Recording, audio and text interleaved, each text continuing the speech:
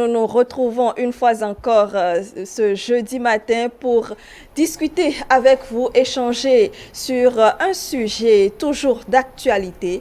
Vous le vivez peut-être dans votre environnement immédiat ou encore vous le vivez sur nos routes ou bien encore, disons, sur vos lieux de travail. Ça dépend d'où vous êtes situé. Alors, ce sujet, c'est bien en réalité la nuisance sonore. Nuisance sonore, qu'est-ce que c'est et comment est-ce qu'on peut lutter efficacement contre ce fait de société, ce phénomène? Nous allons échanger dessus tout au long de ces 2 heures d'horloge.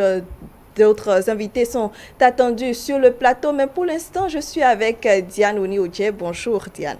Bonjour Brunel, bonjour à tous. J'espère que vous allez bien ce matin. Je rends grâce, je me porte à bienveille. Alors, la nuisance sonore, que faire? J'ai envie de vous demander si vous êtes confronté à une situation du genre dans votre environnement. Mais avant, je rappelle aux amis téléspectateurs qui peuvent participer à cette émission à travers 2 numéros. Il y a un numéro d'appel, le 98 80 93 111, le 98 80 93 111 et bien entendu le 54 10 18 20, 54 10 18 20.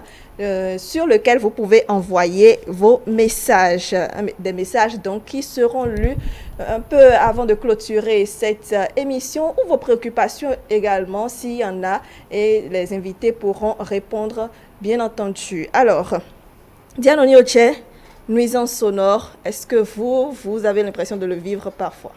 Parfois oui, dans notre entourage déjà à la maison. Avec les voisins, quand on joue la musique, on met la musique à fond, déjà au milieu de la nuit, au-delà de 21h, 22h parfois, pas forcément lorsqu'il y a des fêtes, mais il arrive par moment que ces voisins-là ont envie peut-être d'écouter la musique, oui, mais ce n'est pas de façon, voilà, du boulot, on a envie d'écouter la musique, voilà, afin de déstresser. Et la musique, ils ne mettent pas ça de façon modérée ou forte, mais excessive. Et puis, peut-être pour eux, ça ne dérange pas ou c'est leur manière à eux de se déstresser et de se reposer, dormir la nuit, oubliant peut-être que ça gêne les autres voisins. Voilà. Bon, en fait, moi, je voudrais quand même demander si vous le faites. Moi, je le fais, mais pas au-delà de 21h. D'accord. Il m'arrive parfois, quand je me lève tôt, je mets la musique. Et on sait qu'elle s'est déjà réveillée. Ou soit même quand je rentre le soir, déjà je mets la musique, on sait qu'elle est là. J'aime trop ça, mais de façon modérée, pas excessive. Alors, comment est-ce que vous le vivez avec les autres qui le font quand même? Il faut dire que je ne l'interpelle pas. Je n'ai jamais interpellé d'ailleurs. Je pense que j'ai vécu tout le temps dans cet environnement-là. Peut-être que vous êtes aussi habitué. C'est ça qui m'a... En fait, c'est ça, même. C'est de là, je suis partie. Et puis, je suis habituée aujourd'hui, je le fais. Et quand je ne le fais pas, je suis pas à l'aise. Voilà, et quand il y a quand j'entends la musique, je suis d'accord. Vous vibrez avec les haut-parleurs. Je n'interpelle pas. Je me dis, bon, c'est la manière, c'est sa manière à lui de vivre sa vie, de se déstresser après une journée peut-être mouvementée. Pourquoi pas, donc, chacun est dans son chez. Et voilà. Bon, le chef, c'est commun hein, parfois, donc il faut faire attention pour aux ne autres. Pas complètement les déranger également. Amis téléspectateurs, sur le 98 80 93 111, 98 80 93 111, vous pouvez appeler, nous faire part de votre expérience. Est-ce que vous le vivez ou sinon est-ce que vous en avez entendu parler? Comment est-ce que vous arrivez à négocier la situation toujours quand vous êtes confronté?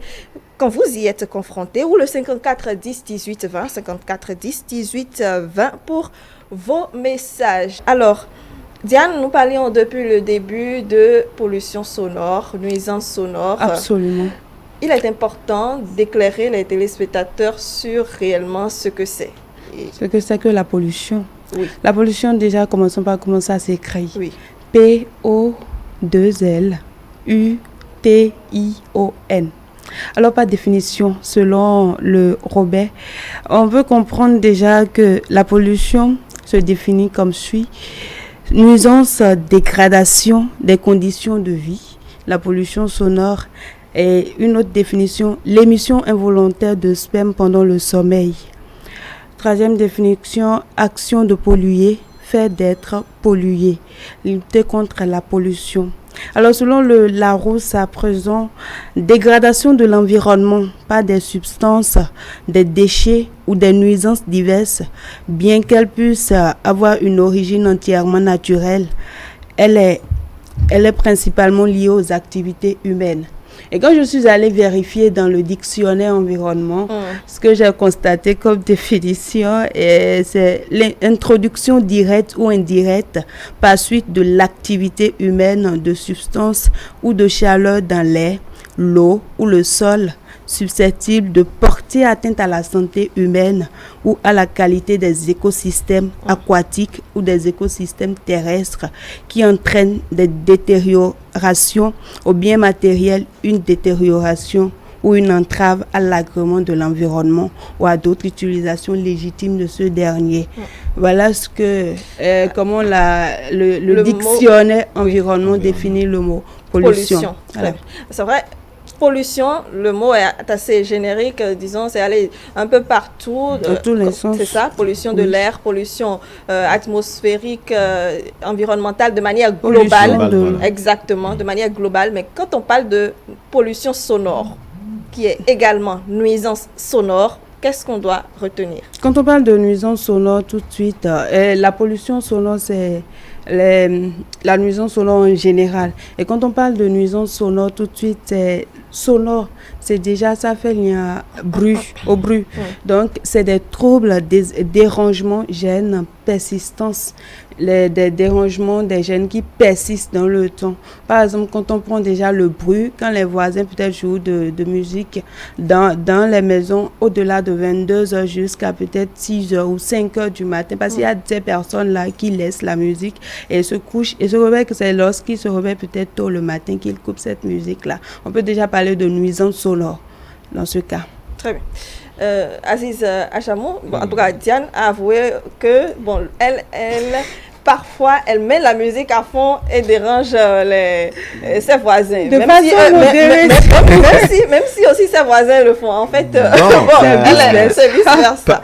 Par moment, il faut le faire, mais comme on le dit, ta liberté, en tout cas, s'arrête là où commence celle des autres. Il faut pouvoir en tenir, surtout quand vous êtes, en tout cas, dans une concession où vous n'êtes peut-être pas forcément la seule personne. Il vous revient d'adopter aussi. Là aussi, ce sont des comportements citoyens. Oui. Ce sont des comportements citoyens qui participent, disons, à l'ambiance, enfin, au bon vivre, au bien-être de tous. Je pense que parfois, il y en a qui le font. Moi, personnellement, je ne le fais pas. C'est vrai que parfois, ça me dérange. Comment vous faites? Je le fais, mais en ayant soin, en tout cas, d'avoir un volume à une, disons... acceptable. À un degré raisonnable. Raisonnable, cela voudrait dire que dans le périmètre, en tout cas, de la chambre, celui qui vient seul peut comprendre que, bon, là, la musique se joue. Ou peut-être celui qui est au niveau, en tout cas, de la déventure. Pas de la concession, mais disons, au niveau de la façade de la chambre, qui peut comprendre que voilà, il y a telle musique qui se joue. Mais quand ça va au-delà et que, bon, convenez avec moi, celui qui est au bord de la voie ou celui qui est, disons, à quelque part de vous, quand je dis quelque part, celui qui est à une distance donnée se rend compte que, bon, le voisin d'à côté, là, il est dans un boucan terrible. Là, ça fait pas sérieux, quoi. Ça ne fait pas sérieux. Autant mieux aller en boîte. Voilà. Très bien. Mais est-ce qu'il vous est déjà arrivé de négocier quand même qu'on diminue le volume? Oui, parfois. Négocier, je vais peut-être vous surprendre. J'ai failli le faire même hier parce que ça me dérangeait véritablement. J'étais à deux doigts de dire, disons, à la voisine d'à côté, écoute, madame, vous n'êtes pas la seule dans la concession. Parce que à un certain moment, vous savez, c'est la réalité que nous vivons au quotidien, mais parce que nous ne tenons pas compte forcément d'un certain nombre de détails, mais au-delà aussi, il faut... Je me dis parfois aussi que c'est l'ignorance des tests. C'est l'ignorance des tests qui amène à cela. C'est-à-dire que nous le vivons au quotidien. Et bon, il y en a qui le banalisent, mais c'est des réalités. Il faut aussi comprendre, comme je le disais, la liberté. Ta liberté s'arrête là où commence celle des autres. Cela voudrait dire aussi que pendant que vous êtes dans votre confort, qui ne dit pas son nom, tenez compte aussi, disons, des exigences des autres. Alors, ce n'est pas seulement la musique à la maison qui fait qui participe à la nuisance sonore. Tout à fait. C'est toute forme de bruit. Ceux qui vivent par exemple à côté des églises, même si on ne va pas stigmatiser les églises, c'est un fait réel. Absolument. C'est compliqué de se réveiller. Alors que vous avez prévu vous réveiller à 8h ou 9h, à 6h déjà, vous devez être debout forcément. Diane. Je vais parler de quelque chose, prendre un exemple tout de suite. J'ai une maman qui est, sa maison est à côté de l'aéroport.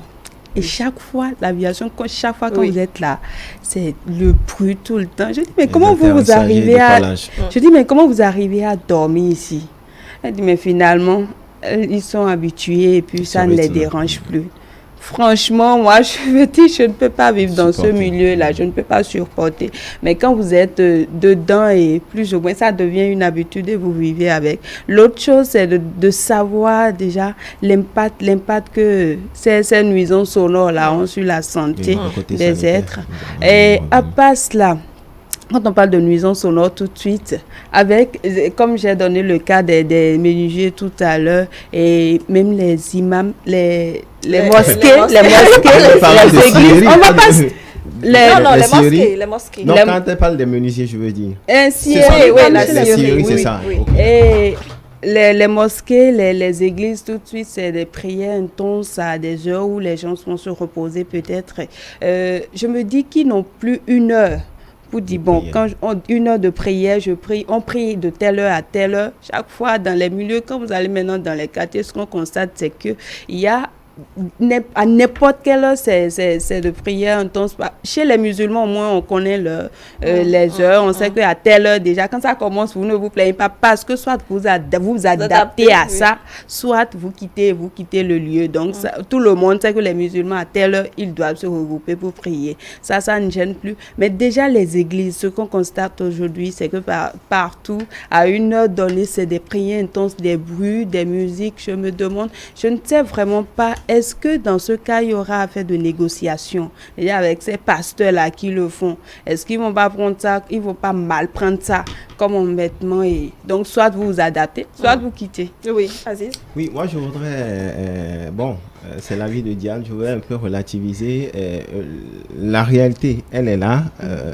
Mais il y a que quand vous venez dans un environnement où vous avez des tests, en tout cas, vous êtes obligé de vous y adapter. Je voudrais dire quoi par là? C'est un fait, nous le vivons au quotidien, je l'ai dit, et nous le remarquons assurément.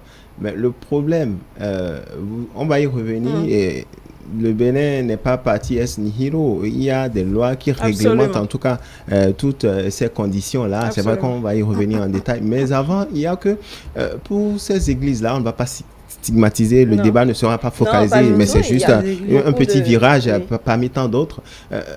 Il y a que parfois, moi personnellement, quelque part, pas forcément ici à Cotonou, j'ai assisté à des cas où, la police environnementale, après avoir rappelé plusieurs fois à l'ordre, disons, ces propriétaires-là, ou en tout cas ces personnes-là, ces leaders-là qui officient justement dans ces lieux de prière, ont été simplement sommés de quitter les lieux. Et le cadenas, enfin, ils ont, comme on le dit, force reste à la loi. Les fidèles ont été tout simplement vidés et on a mis des cadenas pour leur faire comprendre qu'à des heures, telles que le disait Diane, il faut permettre à la population de se reposer au lendemain pour pouvoir vaquer à d'autres préoccupations. C'est dit que c'est un phénomène qui ne laisse personne indifférente. Et même au-delà de ces églises-là, il y en a plusieurs. Elle a pris le cas, par exemple, de ces personnes-là qui sont... Il y en a aussi au niveau des usines. Au niveau des usines. Et je pense qu'il y a même des heures. On va y revenir sur ces heures-là. Il y a des heures qui sont, disons, disponibles pour des tournages. Le cas des usines, des imprimeries, par exemple, ou des scieries, où vous savez que de telle heure, il y a un quota horaire pour ces entreprises-là. On sait que de telle heure à telle heure, vous êtes appelé à tourner, et d'une heure, en tout cas, jusqu'au lever du jour, vous laissez la population, en tout cas, se reposer pour vaquer à ses occupations. Je pense que c'est de ça qu'il s'agit. Alors, même les bruits, plutôt les aboiements des chiens sont type de nuisance sonore. Quand ça devient aigu, c'est aussi... à une certaine heure, on ne laisse pas les gens dormir, ou même dans le voisinage, c'est aussi une forme de nuisance sonore. Vous avez parlé du bruit des chiens. Même au-delà, vous savez, il y a aussi ce phénomène-là qui ne laisse, personnes indifférentes au niveau de même on va dire... les mécaniciens. Les mécaniciens, vous savez, vous habitez en tout cas à côté d'un voilà, un atelier de soudure. C'est deux, en tout cas, comme on le dit, c'est des métiers parentés. Ces deux métiers-là, par exemple, si vous avez, en tout cas, vous avez la malchance, je vais le dire comme cela, et vous habitez, votre fenêtre ou votre concession est juste à côté, vous imaginez un soudeur à qui on commande peut-être une porte. J'en ai assisté une fois dans mon quartier où on lui a demandé à un certain moment est-ce qu'il ne peut pas réguler. Il dit si lui ne doit pas, activer la machine pour travailler, comment lui va manger. Donc il a repris de façon vulgaire.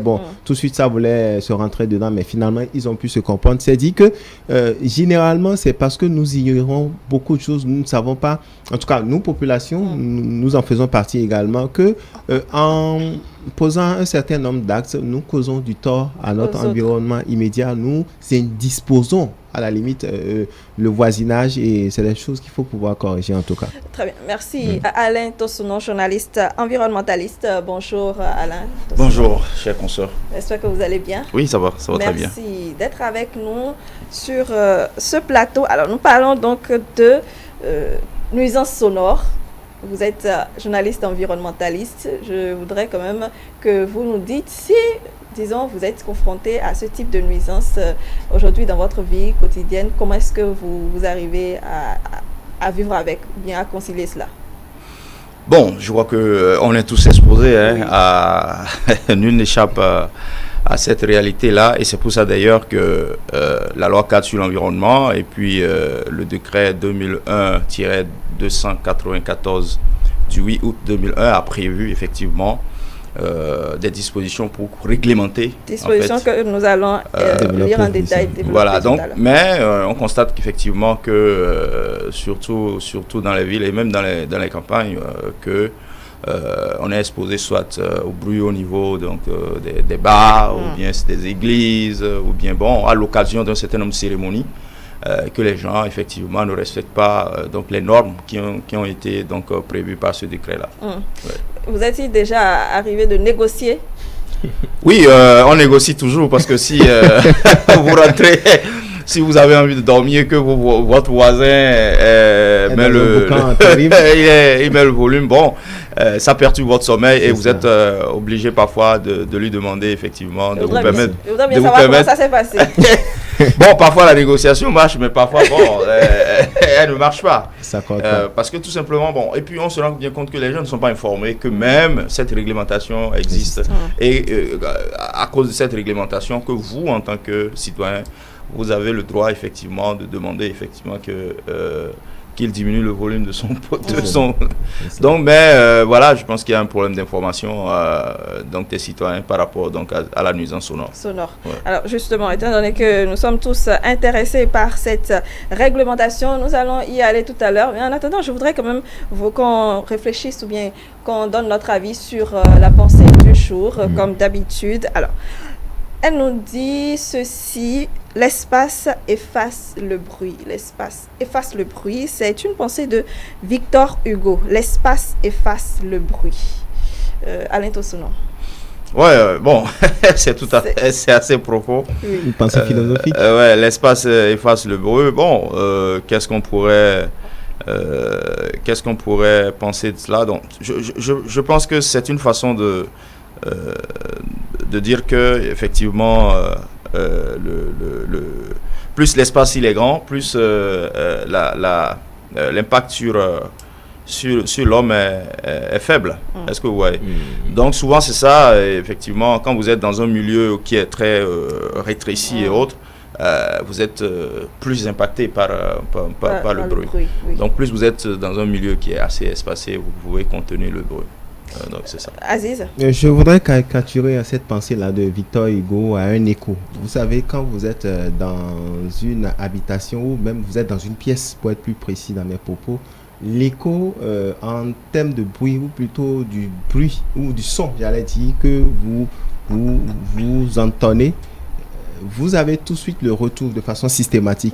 Mais quand vous êtes dans une pièce beaucoup plus large, vous êtes dans un appartement ou vous êtes dans le salon, vous vous retrouvez par exemple au centre, quand vous émettez le son, imaginez ou convenez avec moi que c'est vous émettez le son et c'est peut-être 2 minutes plus tard que vous avez le retour. Je pense que c'est ce qui traduit un peu cette idée-là de Victor Hugo pour dire, comme l'a dit tout à l'heure Tosunon, que plus vous êtes dans un environnement, en tout cas rétréci, vous vous rendez compte en tout cas qu'il y a le bruit, mais plus vous êtes dans un environnement qui est beaucoup plus espacé, et même quand le bruit est aussi assourdissant, mais comment on l'appelle, le bruit que vous émettez, l'environnement, en fait, disons, influence ce bruit-là qui se dégage. Bon, on ne peut pas encore élargir la ville de Cotonou.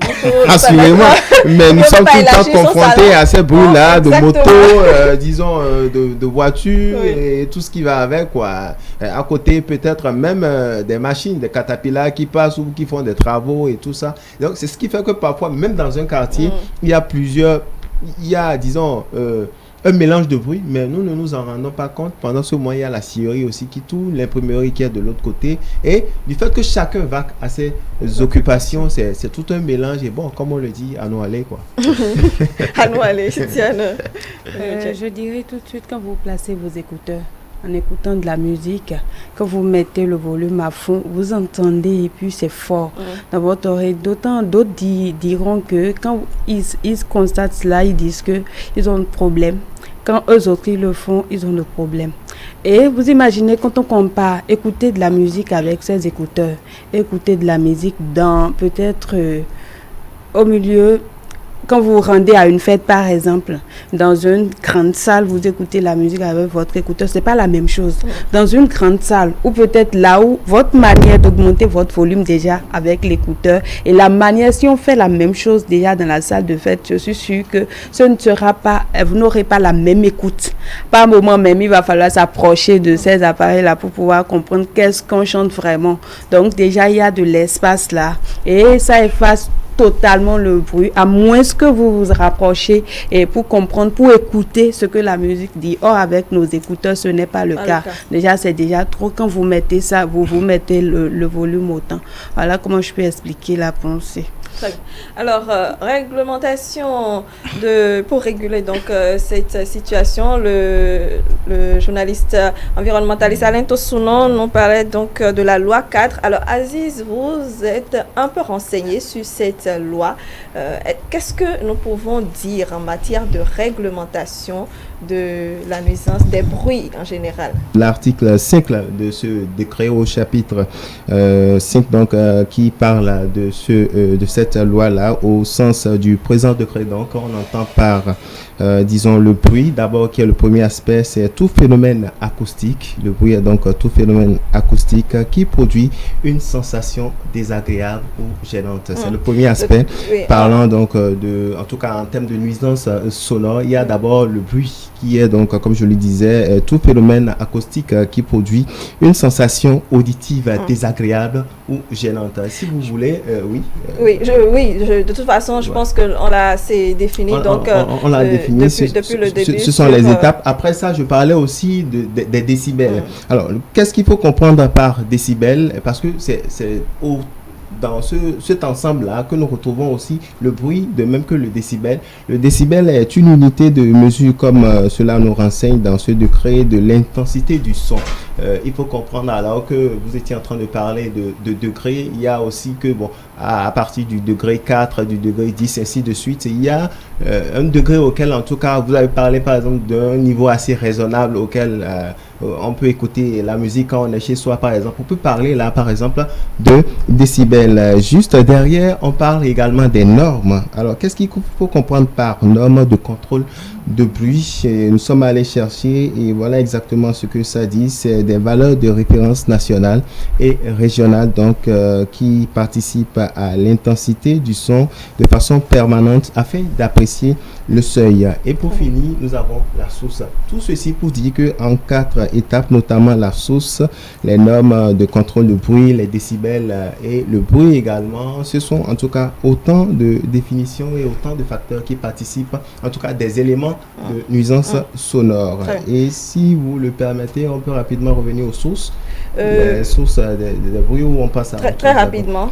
Très rapidement, si vous le permettez, il y a par exemple l'article 6 de ce décret-là qui parle des industries, les avions tels que le disait Diane Christelle Onioutier, il y a les trains, en tout cas dans les pays beaucoup plus développés, les véhicules motorisés, il y a les moulins, les scieries également et justement les forges. Vous savez que dans les ateliers de forge, c'est des bruits en tout cas en journée, le marteau et l'enclume, ça tape et puis en tout cas ça fait des bruits par ici. Ce sont des facteurs aussi, comme on le dit, qui participent à la nuisance sonore.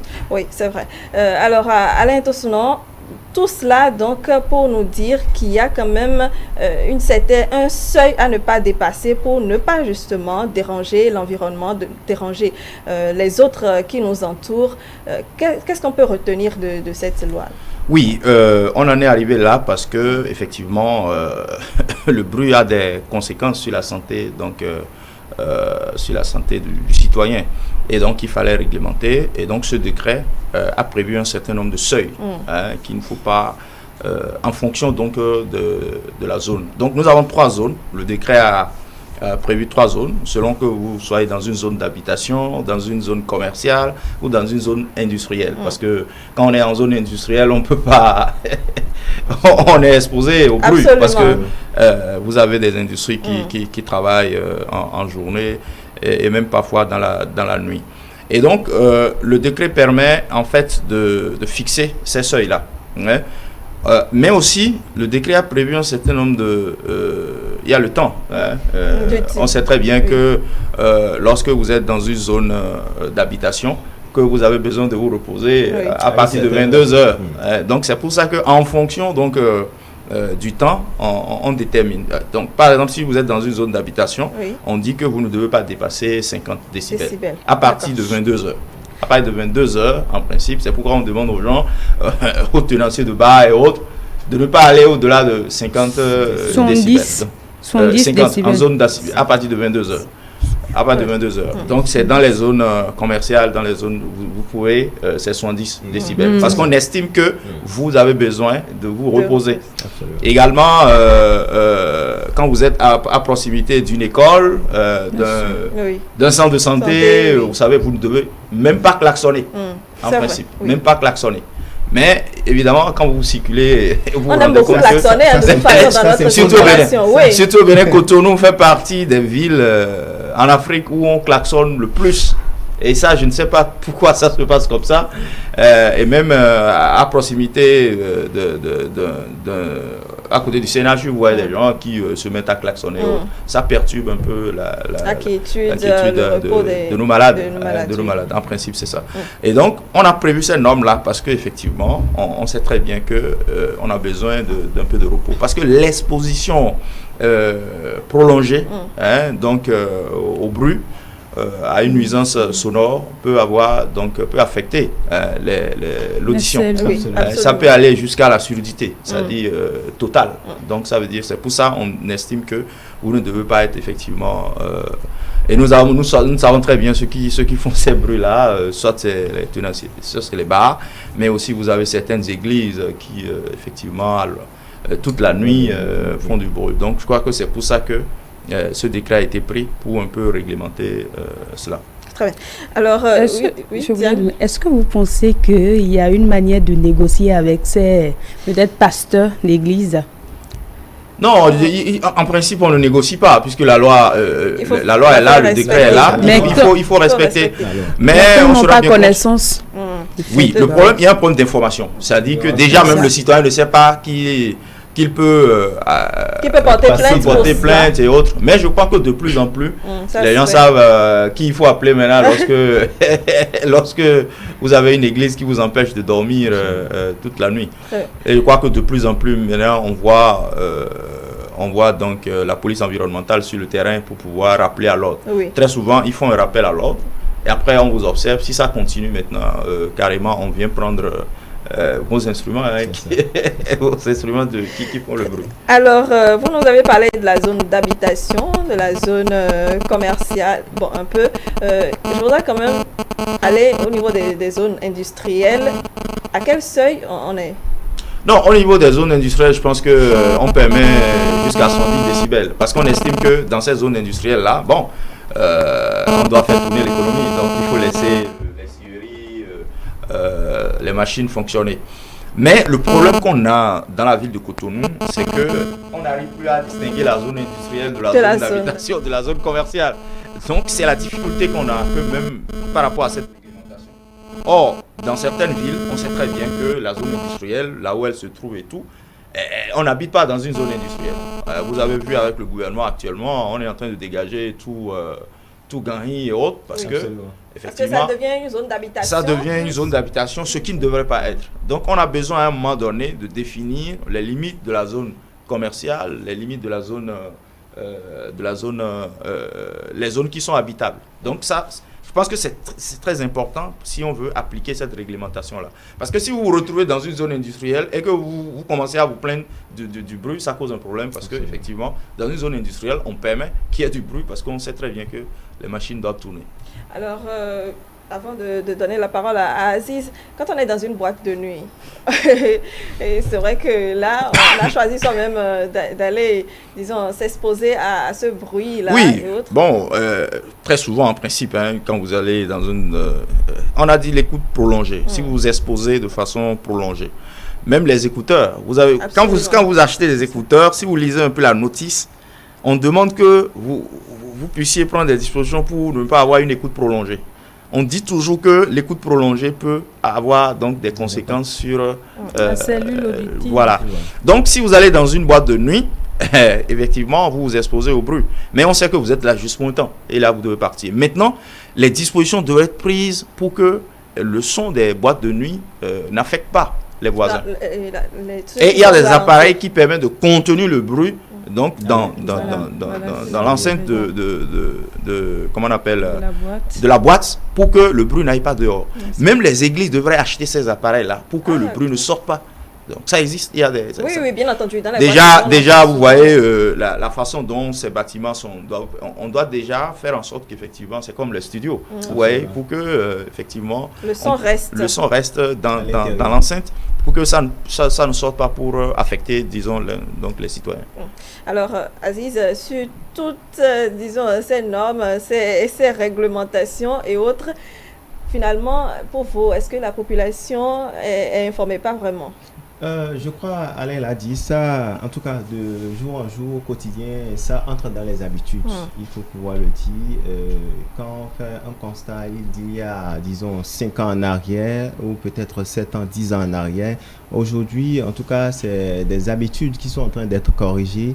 Le voisin, en tout cas, entre-temps, qui, disons, sans être inquiété, pouvait jouer de la musique ou adopter un certain nombre de comportements qui nuit, disons, à son voisin en termes de pollution sonore. Aujourd'hui, a compris qu'il faut pouvoir, en tout cas, réguler.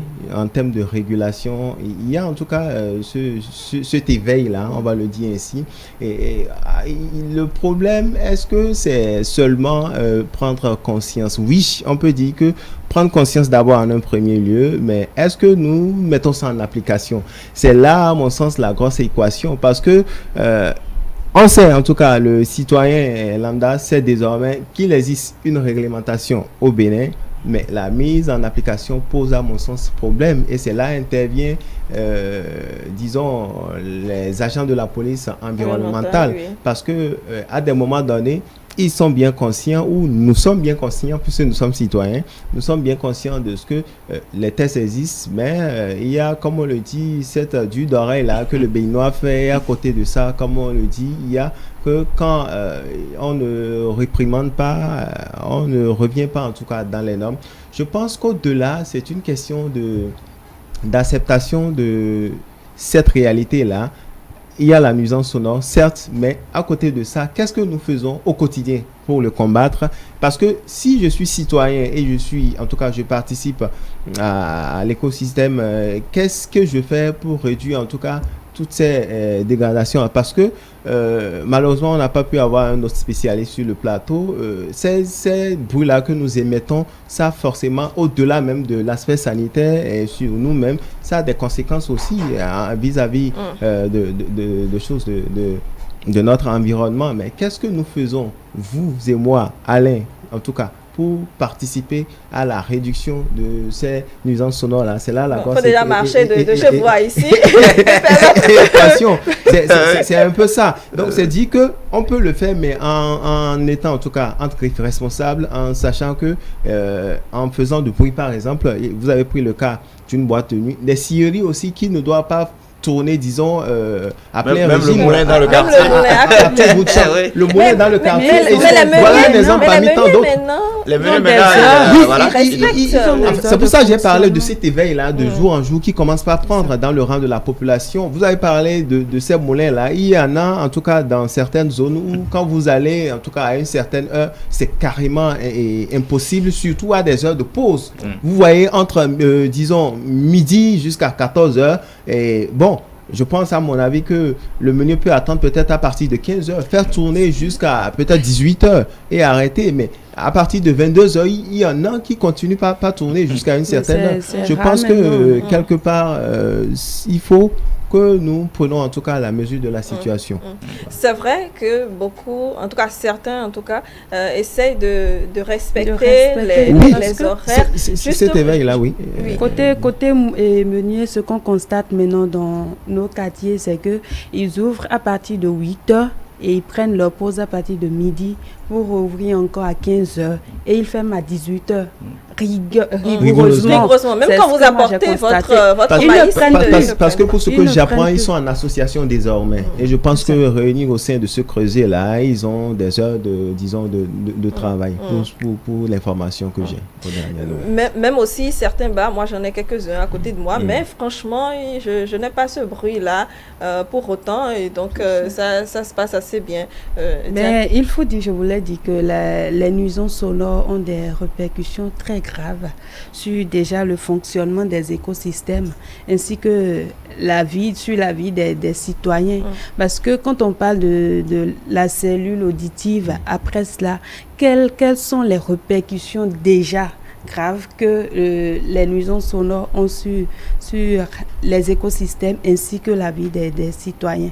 Je voudrais quand même avoir une idée avec je pense que même les animaux aussi sont touchés par ce bruit et pour eux, il y a des zones qui sont faites pour ne pas les déranger. Oui, quand par exemple vous avez un écosystème, vous avez des animaux, c'est-à-dire très souvent dans un parc par exemple, et l'avion passe là tout le temps et autres, ça perturbe en fait comment je dirais, si vous avez des mammifères, par exemple des mammifères qui doivent voilà, c'est comme les femmes, avec beaucoup de stress, ça a un impact sur la bête peut perdre, comment je dirais, la grossesse.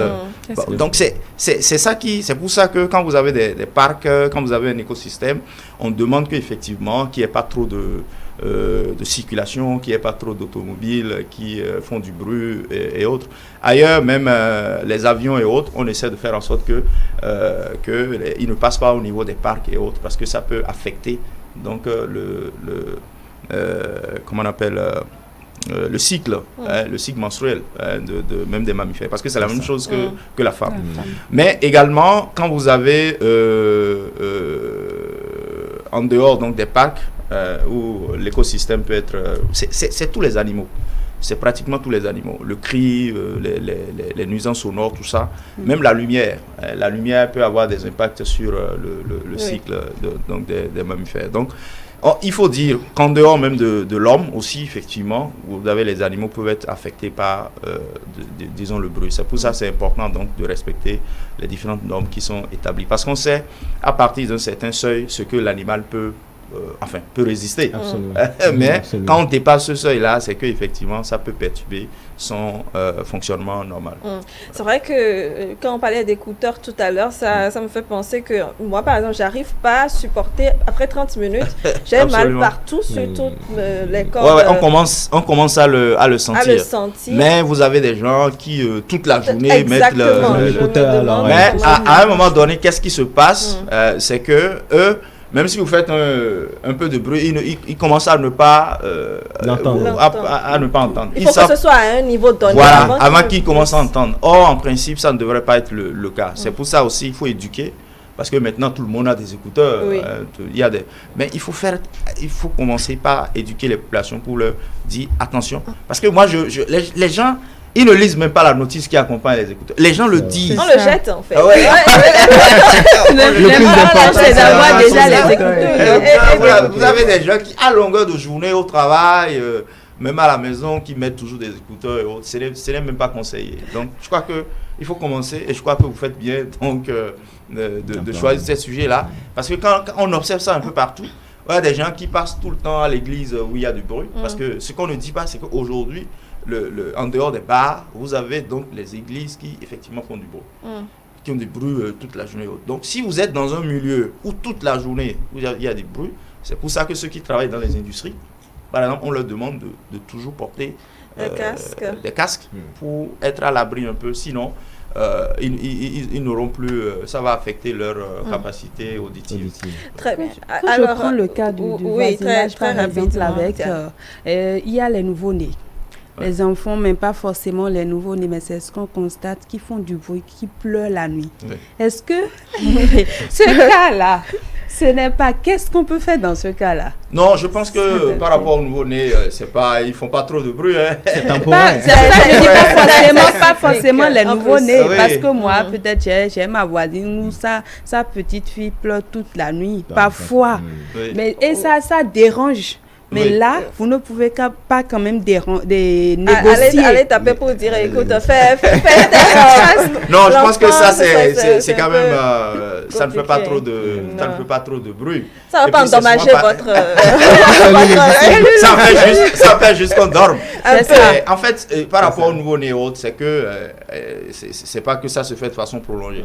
C'est juste que, bon, il y a certains bébés, on ne dirait pas récalcitrants. 3 mois. Non, très souvent, c'est jusqu'à 3 mois. On constate ça, après tout rentre dans l'ordre. Mais c'est qu'on sait très bien que, par exemple, le bébé ou les enfants ont besoin de 8 heures de sommeil. Absolument. Souvent, c'est qu'ils ne dorment plus dans la journée et c'est pendant que, dans la nuit où nous on veut dormir, qu'ils commencent à... Donc maintenant, la maman est obligée de s'adapter, de dormir dans la journée pour pouvoir être en éveil avec les nouveau-nés. Oui, les voisins aussi. C'est pour ça qu'on parle de... Bon, les relations de voisinage, c'est que bon, on peut quand même autoriser parce qu'on ne peut rien, parce que l'autre voisin qui se plaint, peut-être que c'est son tour. Peut-être que c'est à ton tour aussi. C'est pour cela que je dis on ne va pas négocier dans tous les cas. C'est surtout ces voisins qui le samedi matin mettent qui veulent tester leur nouvel appareil. C'est ça qui peut décourager. Est-ce que les citoyens vraiment savent de quoi il s'agit? Il y a une équipe qui est allée sur le terrain pour nous recueillir les avis de quelques citoyens.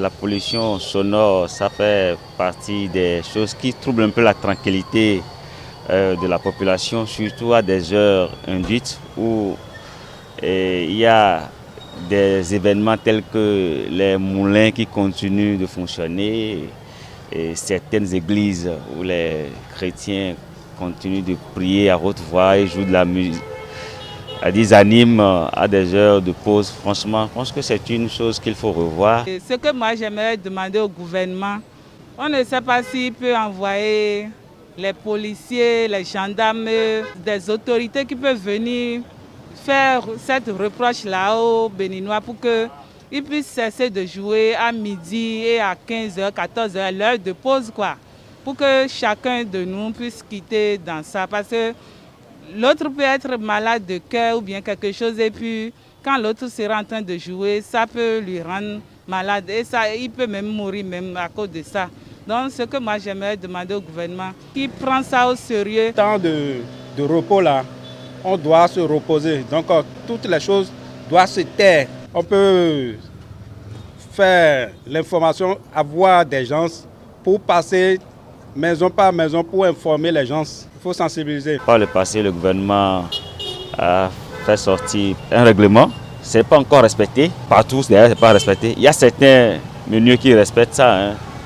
Mais surtout au niveau de certaines églises, ce n'est pas encore respecté. Dans certaines zones, je pense qu'il faut revenir sur ces lois-là, vulgariser, au mieux peut-être commencer par sanctionner ceux qui ne respectent pas les lois qui sont liées à cette réglementation de la pollution sonore. Pour la pollution sonore, je pense que l'État doit y mettre de l'ordre dans ça pour faire le contrôle partout dans le quartier où ils doivent afficher et dire d'interdire cette attitude. Non, je pense que la population béninoise, consciente qu'elle soit, doit commencer par s'approprier les lois qui entrent dans le comportement journalier de tout le peuple. Et celle que vous venez d'énumérer, la pollution sonore, il faut que les Béninois sachent que lorsqu'on travaille, il y a des heures de repos, il y a des heures de pause. Et il faut que chacun essaie de respecter ça pour le bien de tous. Ce que j'ai à donner comme conseil est que nous devons avoir au moins le respect mutuel, le respect de la loi. Si l'État nous dit de faire quelque chose, nous devons les obéir. Ce n'est pas bon de déranger l'autre et de continuer de jouer à haute voix et de déranger l'autre, ton prochain, non. Ou bien ton voisin, ce n'est pas bien. On va commencer par respecter les choses. Sinon, la pollution sonore aussi, ce n'est pas une bonne chose.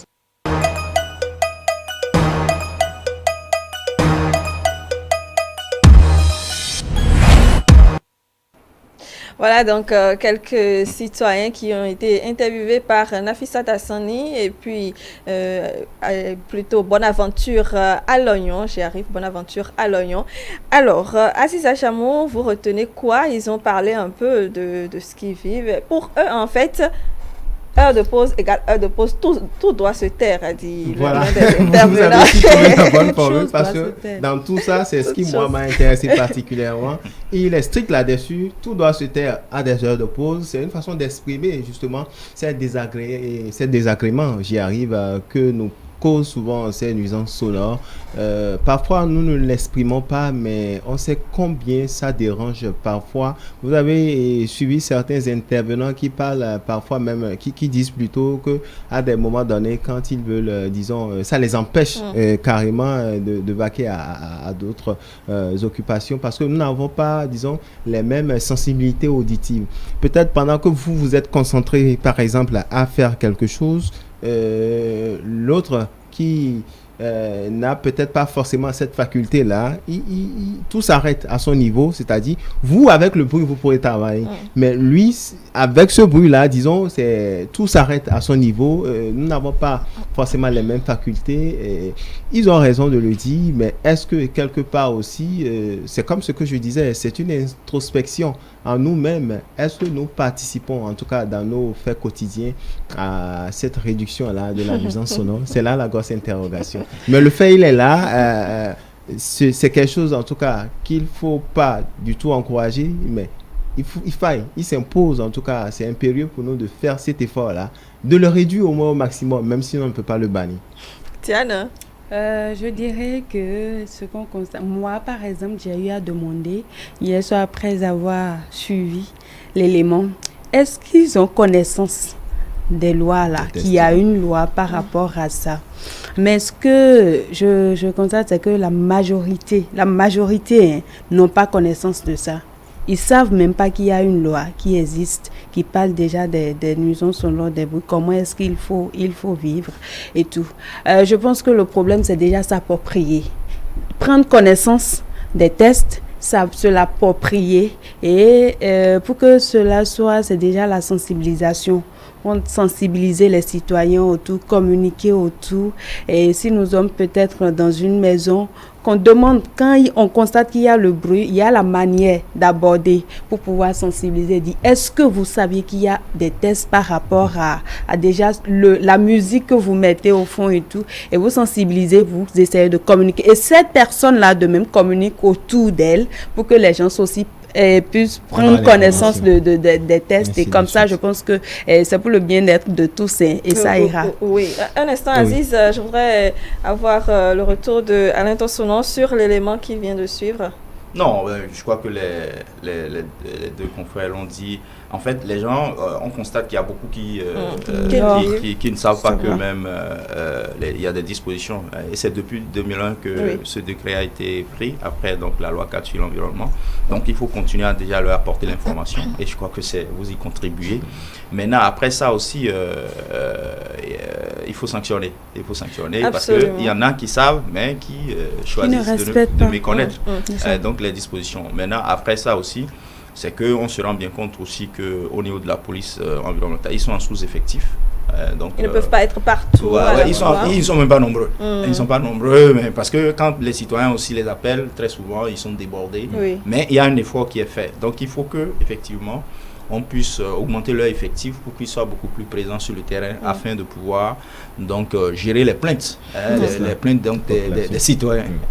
Oui, ce que je voudrais rajouter par rapport à cette préoccupation-là de Diane, je sais qu'il y a des rencontres périodiques qui se font, ces sorties-là, pas à tout moment, mais de façon cyclique avec les services de la police environnementale qui font des séances, en tout cas, qui organisent des séances de sensibilisation, j'allais dire, ne serait-ce que pour nous faire prendre conscience de ces impacts-là. Bon, on va peut-être demander de les intensifier afin de permettre à ces populations-là d'entrer véritablement dans la danse et pouvoir prendre conscience.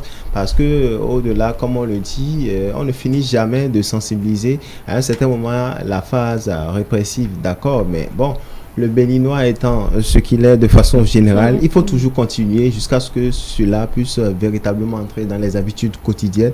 Mais à côté de ça aussi, faisons en sorte en tout cas de participer à des comportements citoyens. Et tout passe forcément par là parce que la police environnementale ne va pas tout le temps passer son temps à, on va dire, sensibiliser. À des moments donnés, il faut pouvoir prendre des mesures draconiennes. Et au nombre de ces mesures, vous voyez, il y en a qui pensent peut-être qu'il y a possibilité de négocier, mais ce n'est que des amendes.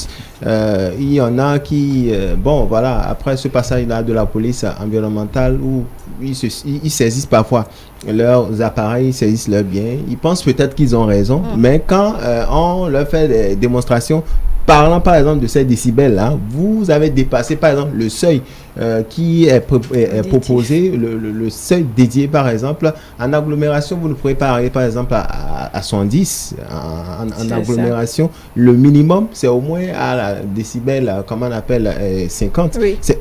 C'est aussi, tout participe, comme on le disait, à la méconnaissance des tests. Donc, il faut d'abord qu'on fasse recours à ces tests-là, nous les approprier, comme le disait Diane, et surtout chercher au quotidien à comprendre. Bon, comme on le dit, c'est le dernier souci du Béninois. Alors, Alain Tonsonnon, vous parliez de sanctions tout à l'heure. Le test nous dit quoi par rapport aux sanctions? Oh, je n'ai pas, mais comme il le disait tout à l'heure, c'est des amendes qui sont prévues. Donc, très souvent, les tenanciers de bar, dès que la police environnementale amène son appareil, le sonomètre, pour mesurer le décibel, bon, on a prévu un certain nombre d'amendes, très souvent, donc on les amène à payer. Bon, c'est là où parfois ils négocient, mais je crois que la négociation parfois ne marche pas. Donc, en fait, aussi, il faut aussi que je ne sais pas comment les amener eux-mêmes. À partir de 22h, par exemple, ils doivent savoir qu'ils doivent baisser le volume de leurs appareils. Parce que ce qu'ils oublient, c'est que ça a un impact sur le rendement du travail. Si le citoyen ne dort pas correctement, ne se repose pas, le lendemain, il n'est pas productif.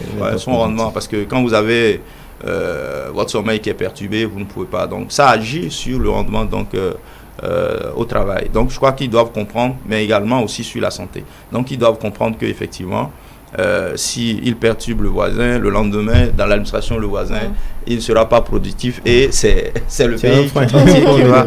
Donc c'est important. Moi je pense même que il faut aller vers la révision donc, de ce décret-là et puis augmenter donc, le montant des amendes. Peut-être que ça peut dissuader.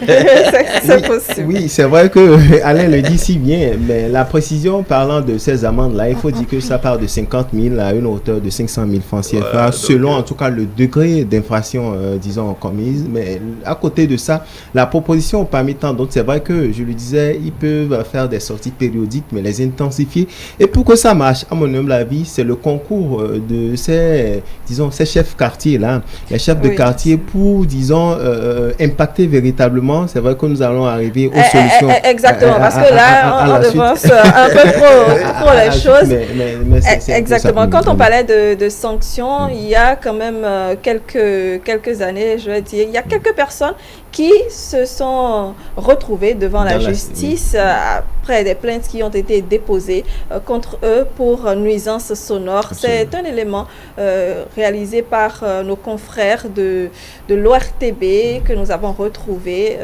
Je vous invite à le suivre et on revient juste après.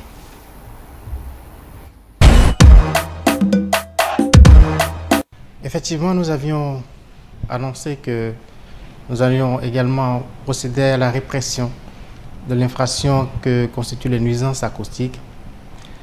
Et malgré les différents avertissements, il s'est trouvé quand même plusieurs responsables de structures, de bars, de restaurants qui n'ont pas mis fin aux nuisances acoustiques qu'ils causent. Et donc, au cours de la semaine dernière, la brigade de lutte contre la pollution a fait plusieurs descentes dans les quartiers de Cotonou, et notamment au stade de l'Amitié, au quartier Saint-Michel. On a pu constater à plusieurs endroits qu'il y avait des nuisances acoustiques, que des bars émettaient des bruits au-delà des normes prévues. Vous savez qu'il y a des heures qui sont prévues pour que le bruit soit émis. Et à ces heures-là, vous ne pouvez pas dépasser 50 décibels. Mais dans la plupart des cas qui nous ont été présentés, qui seront jugés devant le tribunal le mercredi prochain, nous avons constaté que les gens étaient largement au-delà des 50 décibels qui sont prévus. Il y a 9 personnes qui sont poursuivies pour nuisance acoustique. C'est une infraction prévue par la loi cadre sur l'environnement. Et ces 9 personnes-là seront jugées mercredi prochain. Vous savez que ce ne sont pas que les bars qui sont auteurs de nuisances acoustiques. Nous avons également des églises, nous avons également ceux qui tiennent certaines unités de production, les moulins et tout ça. Et il faut que chacun sache qu'il y a des heures pour émettre le bruit et que même beaucoup des heures où le bruit est toléré, il y a des normes à ne pas dépasser. Et ce qu'il faut préciser surtout, c'est que la plupart des personnes qui sont poursuivies dans le tribunal le mercredi sont des gens qui sont dans la situation de récidive. La loi qui régit la matière est un peu spéciale. L'infraction va un peu en gradation. Lorsque vous êtes poursuivi une première fois, vous n'êtes passible que d'une peine d'amende, maximum 500 000 francs. Mais lorsque vous êtes poursuivi une deuxième fois, lorsque vous vous retrouvez en cas de récidive, vous pouvez faire l'objet d'un emprisonnement. Et toutes les personnes qui sont poursuivies avaient déjà été sanctionnées une première fois. C'est des gens qui ont même déjà vu pour une première fois leur unité de production, leur entreprise, leur bar fermée provisoirement. C'est des gens qui ont déjà payé des amendes dans les caisses de la BPLP et qui se retrouvent donc en situation de récidive. Et pour des gens comme ça, nous n'avions pas d'autre choix que de les poursuivre devant le tribunal.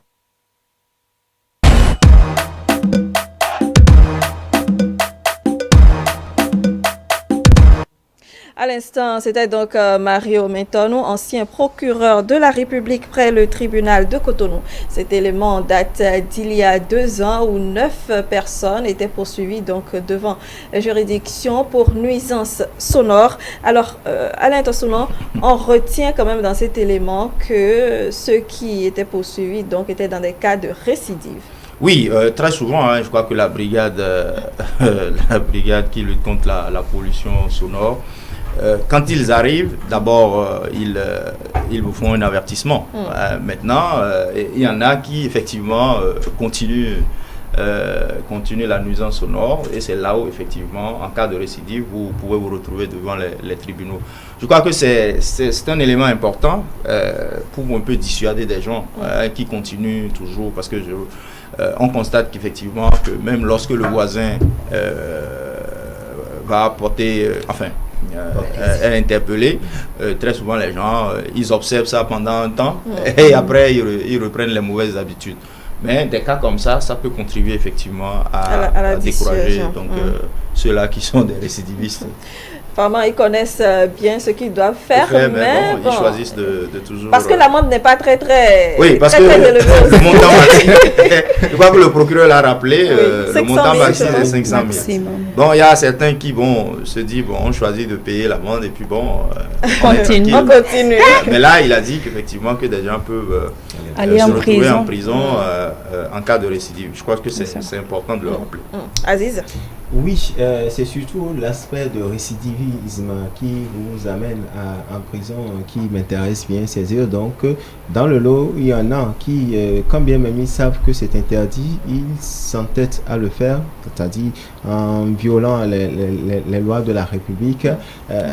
C'est dit que vous avez peut-être des millions parce que vous avez la garantie comme quoi mais la République reste la République en fait, et les lois restent la loi. C'est pas parce que vous êtes appelé peut-être à payer 500 000 francs CFA à tout bout de champ que vous êtes rappelé à l'ordre que la loi va vous le permettre à tout bout de champ. C'est ce que je voudrais souligner. À un certain moment, quand vous ne respectez pas, en tout cas, les réglementations en vigueur, là, la République, en tout cas, l'État prend ses responsabilités. On passe à la vitesse supérieure. Et cette vitesse supérieure-là, notamment, on vous fout au barreau et on peut ne pas forcément en arriver là parce qu'on n'en a pas besoin. On a besoin des personnes en tout cas valides et des personnes compétentes pour faire développer la République. Mais à côté de ça, la prise de conscience est importante. Et l'autre chose que je voudrais ajouter, Alain l'a ainsi bien rappelé, je me demande parfois en cas de récidivisme, qu'est-ce que ces citoyens-là, en tout cas qui font exception à la règle, parce que dans le lot, il faut pouvoir relativiser. Il y a des personnes quand elles sont interpellées une fois, elles se résignent, elles prennent conscience et elles deviennent même des vecteurs d'information. Parce que j'en ai été déjà victime une fois, et l'entourage immédiat prend conscience parce que un voisin en a été déjà victime et c'est des habitudes qui devaient pourtant naître.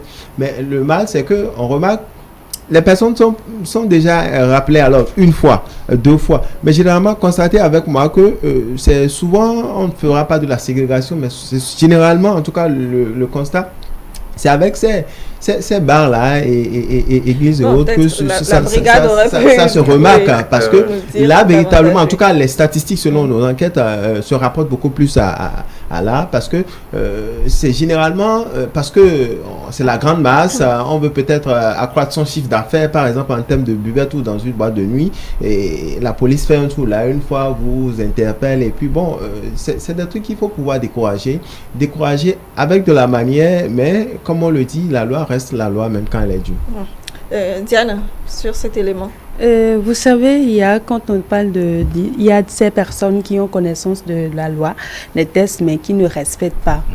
Je vais peut-être dire qu'il faut déjà apprendre à laisser ce côté parce que ce n'est forcément pas dans les bars tout le temps, même dans nos habitations. Quand je prends moi, à côté de ma maison récemment, il y a qu'ils ont installé des bâches. Moi, je pensais qu'il y a peut-être une fête ou et funérailles, mais ce n'est pas le cas. Les toffins, ils me disent ils me disent qu'ils ont envie de faire, ils ont parfois envie de faire la fête. Donc, successivement sur 4 jours. Ils ont fait la fête. Du matin au matin. Du matin au matin, quand tu rentres déjà, même à n'importe quelle heure, ils sont là, ils dansent, ils font la vie. Moi, je me dis que c'est déjà apprendre à laisser ces habitudes-là. Quand vous avez peut-être envie d'écouter la musique à fond, il y a de ces gens-là, ces personnes qui sont dans leur véhicule à un moment donné, qui mettent le volume à fond. Déjà, apprendre dans votre chambre à mettre l'écouteur. Quand vous avez envie d'écouter, vous mettez le volume excessivement, mettre l'écouteur, à défaut de mettre le volume pour que ça dérange les voisins. Parce que quand on a connaissance des lois, mais qu'on ne respecte pas, peut-être c'est une volonté, je n'en disconviens pas, mais ils cherchent peut-être à respecter, mais ils n'arrivent pas, d'autant plus que c'est déjà une habitude qu'ils ne peuvent pas laisser. Juste comme ça. La loi va les aider. Voilà. C'est bien d'habitude. Ce que je voudrais dire, quand on dit 500 000 maximum, il y a de ces cas-là où Aziza a parlé tout à l'heure en disant que pour d'autres personnes, ce n'est pas trop. 500 000 francs maximum pour d'autres personnes, ce n'est pas trop. Donc, si ce n'est que ça, je paie et puis je continue. Et puis, je pense que déjà, on a parlé de peine de prison quand vous commettez ces... Voilà, on vous enferme. Ces personnes qui ont connaissance des textes mais qui ne respectent pas, c'est apprendre. Est-ce que j'apprends déjà à écouter la musique? Si vous avez envie d'écouter la musique, il faut qu'on met les écouteurs et on peut mettre le volume comme on veut, voilà, comme on veut. Mais là aussi, il faut que le citoyen sache que ça peut avoir. Donc ça peut affecter. Oui, vous amenez ça, c'est votre volonté, c'est votre choix. D'autant plus que la vie est un choix. Vous choisissez, à défaut de déranger les gens, et vous retrouvez peut-être en prison ou payer des amendes. Autant mettre le volume et ça n'endommage que vous, votre santé. Et vous assumez. On veut partager la joie. Non, il y a certains qui ne savent pas que l'écoute prolongée endommage. C'est aussi ça. Il faut éduquer la masse par rapport donc aux conséquences que ça a sur la santé. C'est comme si on veut juste les empêcher de faire la fête. J'ai une soeur par exemple qui écoute tout le temps, tu la vois avec ses écouteurs tout le temps et elle met le volume à fond. Elle dit que c'est sa manière de vivre. Vous avez du travail parce qu'il faut l'amener à comprendre. Justement, tout part de là, elle doit être un vecteur, disons, de diffusion. Il faut qu'elle puisse comprendre qu'elle endommage un peu à peu. Elle met la musique par moment.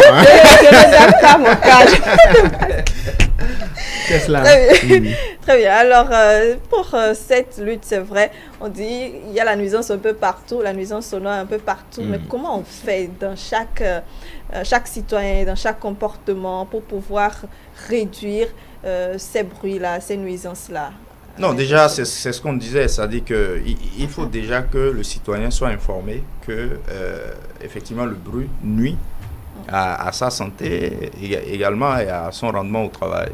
Je crois que déjà, il faut faire un effort d'apporter l'information et je crois que les médias ont un rôle à jouer et vous le faites déjà si bien. C'est que déjà, il faut amener les citoyens à être informés donc, des conséquences. Ensuite, il faut déjà aussi vulgariser la loi. Le décret existe depuis 2001, il y en a qui n'ont pas connaissance. Absolument. Ils n'ont pas connaissance. Donc, aussi, il faut vulgariser la loi, les dispositions. Donc, ensuite, je crois que la brigade de pollution sonore, je pense que là aussi, il faut augmenter l'effectif parce qu'ils ne sont pas très nombreux. Parce que si on doit sanctionner, donc il faut qu'on sente qu'ils sont présents partout. Ils sont sur le terrain.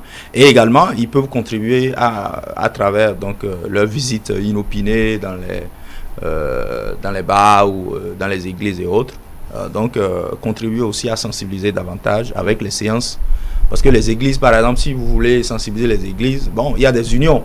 Il y a des unions et tout ça. Il y a quand même le message qui passe. Voilà, il faut les appeler, les rappeler à l'ordre, leur rappeler donc les dispositions, leur dire mais les sanctions donc auxquelles ils s'exposent.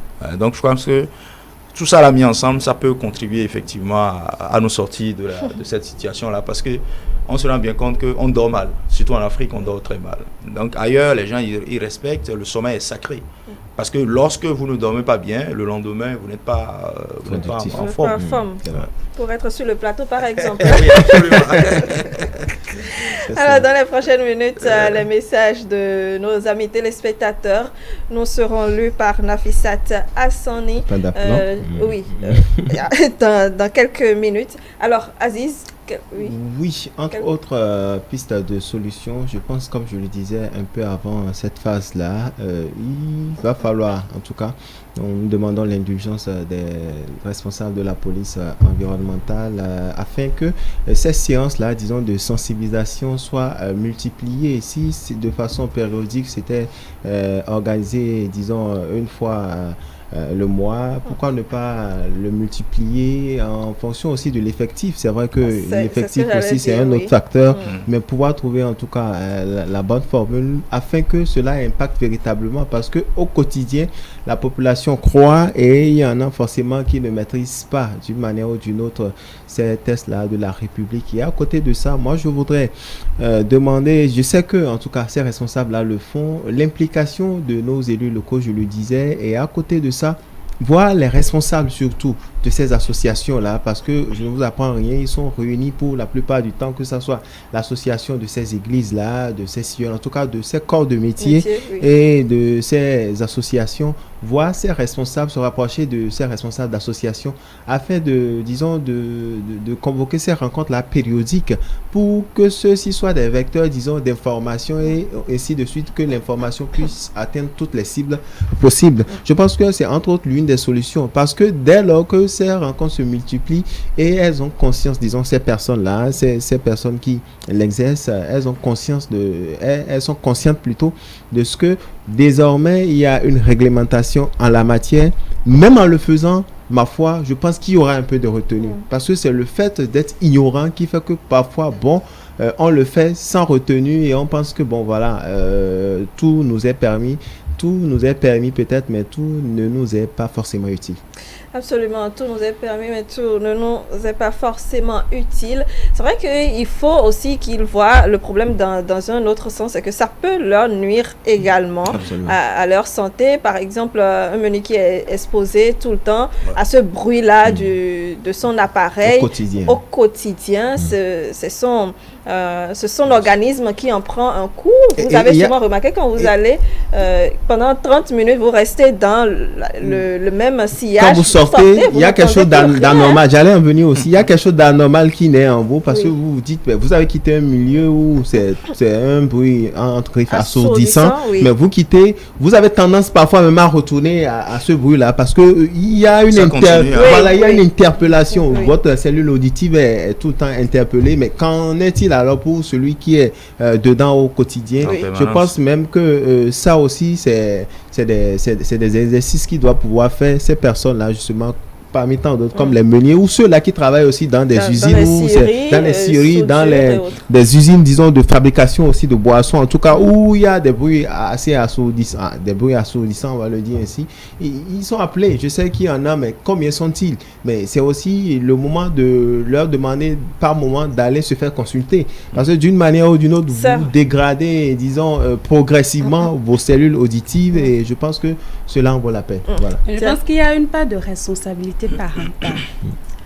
Quand déjà l'enfant vit dans un milieu où c'est la musique, quand on se lève tôt, c'est la musique dans le quartier, les parents peut-être mettent la musique et il n'y a même pas une heure pour ces musiques-là.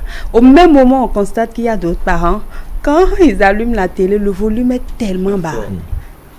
Fort chez d'autres, mais très bas chez d'autres. Il y a ces parents-là, et quand vous augmentez, ils disent non. Est-ce que tu n'entends pas ce qu'on dit? Donc c'est bon. Et ces mêmes parents, quand je prends le cas de moi-même, quand ils mettent le volume, ou quand les enfants bavardent dans la maison, ils viennent, ils demandent, ils vous disent taisez-vous. Vous vous taisez 1 minute, 2 minutes, ils vous demandent. Quand tu t'es tu là, dans tout ce qu'il y a dans les maisons qu'il y a autour de ma maison là, quel bruit tu as entendu? Donc c'est toi qui parles, tu parles. Calme-toi. On ne parle pas trop, ils n'aiment pas le bruit. Et au même moment, il y a d'autres parents qui mettent la musique. Quand vous vivez dans ce milieu-là, acceptez que l'enfant, lorsque l'enfant va grandir, qu'il commence, qu'il intègre, que ce comportement déteint déjà sur lui.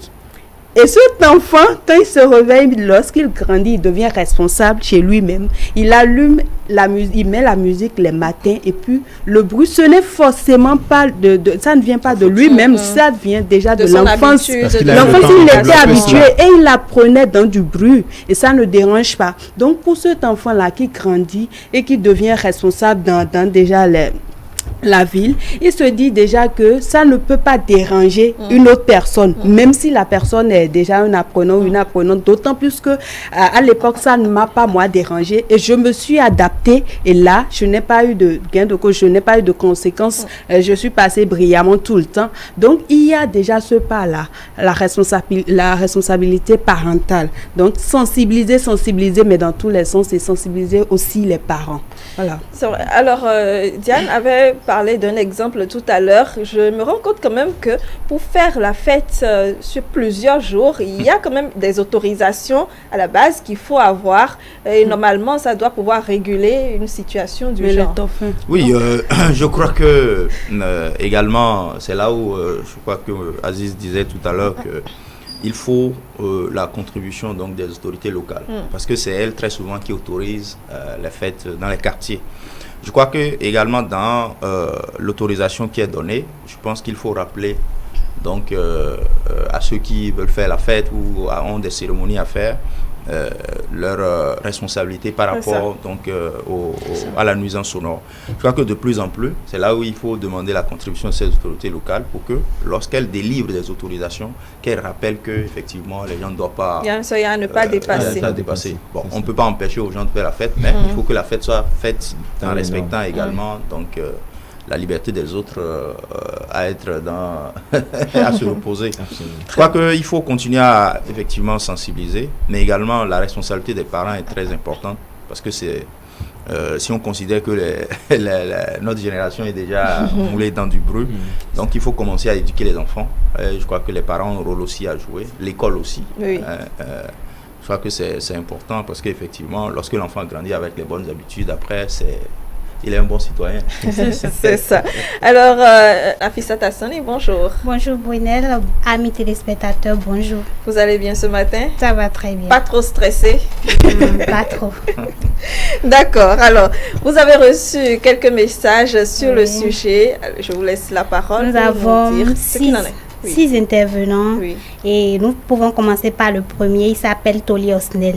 Le législateur a prévu une loi pour régulariser la pollution sonore. C'est vrai, dans un pays en développement où les défis de l'industrialisation doublés de la démographie non négligée, c'est normal que le bruit soit omniprésent. Mais le gouvernement doit commettre des champs pour faire respecter cette loi. La loi existe déjà, il suffit de la faire respecter, surtout aux heures de repos. Et cela va de la plus grande ville jusqu'au village le plus reculé où le moulin tourne à plein temps. Et aussi, il tient à faire un petit coup d'œil au fêta éternel de la capitale et dit que l'abus de toutes choses nuit. Donc il y a des citoyens qui sont au courant de cette loi et ils veulent que le gouvernement fasse respecter cette loi à la population béninoise. Le second est anonyme. Il dit que la nuisance sonore est un phénomène très récurrent dans nos villes, quartiers de villes et villages. Et aussi, il dit qu'il a été victime de cela, qu'il y a une église évangélique à côté de sa maison. Et là, il a eu à gérer ce problème tout au long de la durée des jours qu'il a eu à passer dans cette maison. Et aussi, nous avons Esmel Kofi. Elle dit qu'elle a été victime de cela, mais à son niveau, elle est partie voir l'intéressé pour lui dire qu'il dérange, mais elle dit qu'il y a certaines personnes qui le font, mais qui ne se rendent pas compte de ce qu'ils font. C'est à vous d'attirer leur attention sur sur le fait. Et aussi, nous avons Gloria. Elle pense que les acteurs doivent être punis. Parce que de son côté, ça la rend malade. Ça la rend malade parce que elle a été victime de cela, mais elle n'a pu rien faire. Elle était là, mais elle demande au gouvernement de réagir et d'apporter des solutions pour que tout le monde soit en paix. Et l'avant-dernier, lui, c'est Kafui d'Opéon. Il dit que la pollution sonore est ignorée par bon nombre de personnes. Mais que les parents encouragent les enfants à le faire. Parce que chez lui, il y a beaucoup d'enfants et c'est pas la joie. Les enfants ne font que crier le temps de dormir, d'apprendre le cours dans l'après-midi. Et les enfants crient dans la cour. Mais le temps de parler, les parents sont là. Les parents disent non, il ne faut pas déranger. C'est des enfants, il faut les laisser faire ce qu'ils veulent. Bon, le dernier, lui, il me dit qu'il y a son oncle qui loue les appareils. Et la veille, vous êtes obligé de rester en éveil jusqu'à 0h, jusqu'à 1h du matin, parce qu'il dit qu'il est en train de tester ses appareils. Donc, malgré tout ce qu'on lui dit, ça n'a jamais changé. Donc, moi, je pense qu'il faut sensibiliser d'abord ceux qui sont à côté de nous, leur montrer, leur dire non, il ne faut pas faire ci, il ne faut pas faire ça. Et avec ça, tout le monde va s'habituer et nous aurons la paix aux heures de pause. Merci beaucoup, Nafissat Assoni, à ces intervenants dont les remarques sont d'ailleurs pertinentes. Alain Tosuno. Oui, bon, on constate que les citoyens sont vraiment préoccupés par cette... donc, c'est un phénomène social. Et effectivement, je pense qu'il y en a qui ont proposé des solutions. Il faut sensibiliser nos voisins, mais également, je pense qu'il y a beaucoup appel à la sanction. Donc, il faut sanctionner les auteurs. Mais il faut aussi continuer à faire connaître la loi, parce qu'il y a beaucoup aussi qui ignorent encore l'existence des dispositions qui sont prévues. Aziz Oui, des messages en tout cas qui nous interpellent tous, c'est la méconnaissance des tests, nous ne cesserons jamais de le dire, mais à côté de ça, c'est une prise de conscience, nous l'avons répété aussi, la prise de conscience de ces citoyens-là, et à côté de ça, prendre véritablement la mesure de la situation. Une chose est de maîtriser les lois, mais qu'est-ce que nous faisons au quotidien? Et pour finir, Alain le disait, la sanction ne devait même pas tarder, à mon avis, parce que parfois, prenons le cas, excusez du peu, le cas de notre gouvernant actuel, parfois il faut faire la volonté, le bonheur des personnes contre leur gré, sans leur avis, et ça marche, parce que à côté de ça, si il y a 2 ou 3 personnes qui sont sanctionnées, qui servent de cobayes, ma foi, je pense que c'est des habitudes que nous allons bannir au quotidien dans le rang des citoyens. Diane? L'aspect qui m'a intéressé, c'est qu'il faut sensibiliser et communiquer dans toutes les langues, si possible, parce que il y a un intervenant qui a parlé des villages reculés, voilà, des zones reculées. Il y a ces parents-là, ces personnes-là, des personnes illettrées qui ne comprennent pas le français, donc déjà apprendre, déjà lire et comprendre ce que dire les tests. Donc sensibiliser, communiquer dans toutes les langues pour que les personnes qui sont dans des zones reculées, des personnes illettrées puissent comprendre, parce que quand je prends le cas de mes voisins Toffin, par exemple, ils ne comprennent pas, ils ne lisent pas, donc il va falloir qu'il y ait quelqu'un qui comprend déjà la langue française ou qui comprend pour pouvoir leur expliquer dans leur langue, pourquoi pas. Je pense que ce ne sont pas seulement les Toffins qui parmi d'autres. Oui, on va pas se taire.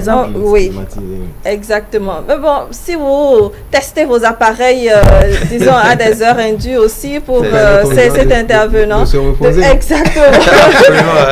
Il faut qu'il se trouve des lieux. Il doit se trouver un atelier. C'est pas à la maison où il va tester, il va déranger les voisins. Donc je pense qu'il faut qu'il se trouve un atelier, un bâtiment où il va faire ses tests pour ne pas déranger les voisins. Oui. Ou le faire à des heures autorisées. Oui, absolument. Bon, je pense, j'ai l'impression aussi que beaucoup savent que c'est réglementé. Ils savent que en réalité, ils vont déranger. Mais en réalité, est-ce qu'ils savent que c'est de la pollution sonore? J'ai l'impression qu'on sait que c'est réglementé, mais on n'a pas l'impression de déranger, d'empêcher quelque chose finalement quand on ne respecte pas forcément.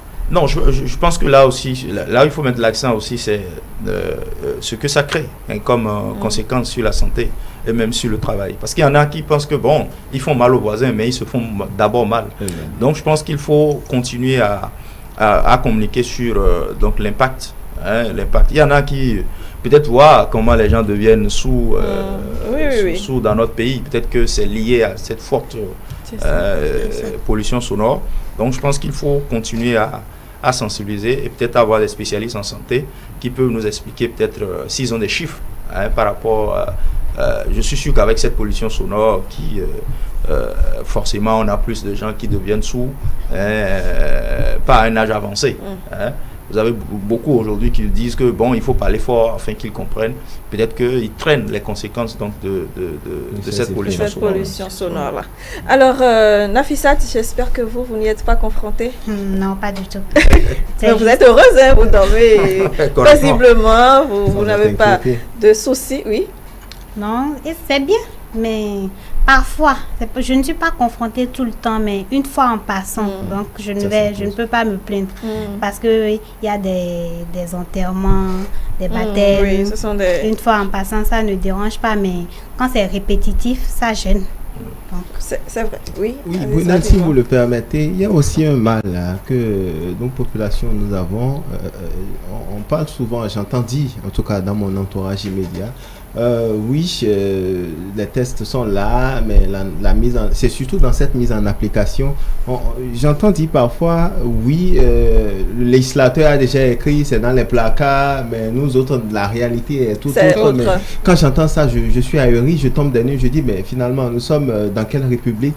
Parce que quand le citoyen qui a de ces propos-là le dit, quand sera-t-il en tout cas pour ceux-là, ces personnes étrangères-là? Parce que parfois, si l'autochtone ne donne pas le bon exemple, ne demandez pas à quelqu'un qui a quitté son pays d'origine venir faire comme ce qu'il faisait là-bas. On dit quand vous êtes dans un milieu où les gens marchent la tête au sol, les pieds en l'air pour caricaturer. Quand vous venez, vous faites pareil. Exactement. Donc, c'est nous qui devons donner le bon exemple. C'est juste ce que je voudrais rappeler. C'est à nous de donner le bon exemple pour que cela puisse entrer dans les habitudes.